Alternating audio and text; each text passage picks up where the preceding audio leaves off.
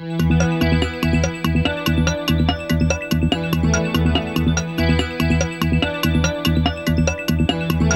are some of the challenges that New Jersey faces when it comes to preserving open space? I'm Jill Horner. This is Comcast Local Edition.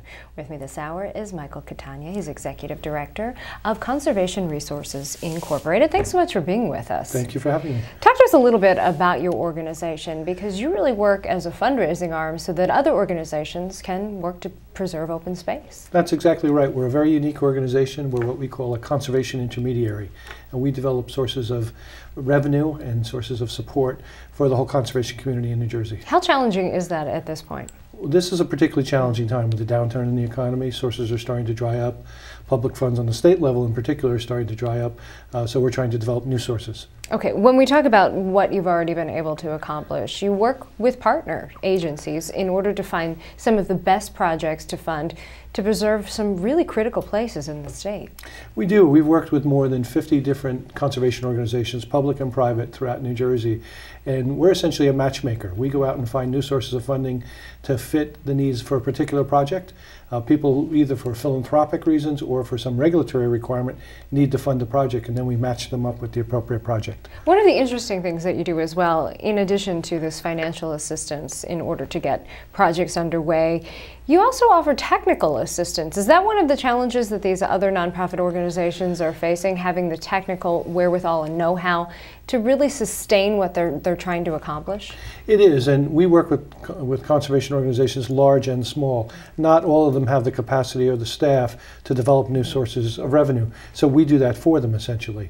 Our staff has the expertise both in the transactions and in the sources of funding, and we go out and find new sources that they wouldn't be able to have the time or the ability to come up with themselves. In addition to that, you have a web-based catalog. This is called the Conservation Exchange. What is the purpose of this? How does it actually work? Well, it's kind of like a multiple listing service and computer dating rolled into one. It basically is a summary of projects that we have identified and screened that are looking for funding, and by putting them on our web-based catalog, we help to market them. And it also is a tool that we use with both regulatory agencies, with foundations, corporations, people that have various regulatory problems that need to fund something to offset some environmental problem, and we make that match through the Conservation Exchange. How important is it to have this web-based application to really make these matches? I think it's the only way that you can do it right now. I mean, the world has gotten complicated.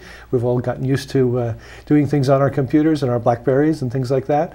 And this really lets us have a catalog that people can shop, if you will, and search it by category. So you may need a carbon sequestration project, you may need a project to restore land of a particular type in a particular part of the state.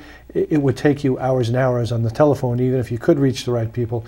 You can just go on our website and look at the map of the state, click on the area that you're interested in, on the type of project that you're interested in, and see what projects are out there looking for funding. Talk to us a little bit about some of the successes that you've had in the years since you've been established as an organization. How much land are we talking about in terms of preservation? Well, we've helped other groups to protect about 20,000 acres of land in the last 6 years. And we've also helped them attract about $50 million in funding over that period of time. And it's been extremely challenging. And the way we do it is by trying to have as broad a base of support for these projects as possible. So we look at public sources, state revenue from the Green Acres and Farmland Preservation Program, county money, local money, other foundation money, as well as what we call regulatory contributions. When we talk about statewide money, one of the challenges that many nonprofits are facing at this point is how are we going to fund ourselves for the next year and beyond that, not just programs that deal with open space, but we're also talking about historic preservation. There's actually a referendum on the ballot this year. Talk to us about ballot question number one. Well, public question number one would provide another $400 million to continue the Green Acres program, the Farmland Preservation Program, and the Historic Preservation Program. New Jersey has made a commitment since 1961 through 11 different bond acts and the Garden State Preservation Trust to put up literally billions of dollars for this purpose, but we're out of money now. So at the very time when land is most affordable and more land is on the market, we have no funding to buy it. So you're encouraging people, I know, to vote yes on that question. Absolutely. It's critical to continue these efforts. Thank you so much, Michael. Thank you for having me. We've been talking with Michael Catania. I'm Jill Horner.